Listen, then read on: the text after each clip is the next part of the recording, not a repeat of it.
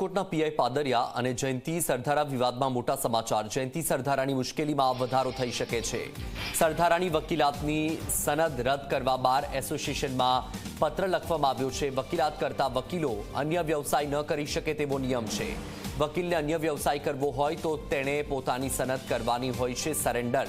જયંતિ સરધારા પાસે વકીલાતની સનદ પણ છે અને ઉદ્યોગમાં ડિરેક્ટર પણ છે।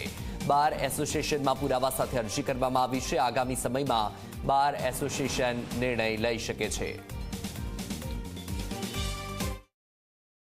તેઓએ બિઝનેસમાં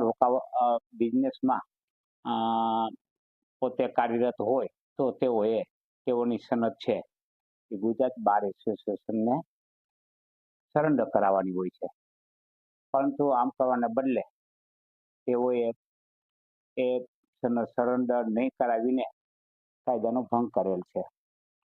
એટલે મેં રાજકોટ બાર એસોસિએશન દ્વારા ગુજરાત બાર એસોસિએશનને પણ કાયદેસરની કાર્યવાહી કરવા માટે પત્ર લખેલ છે।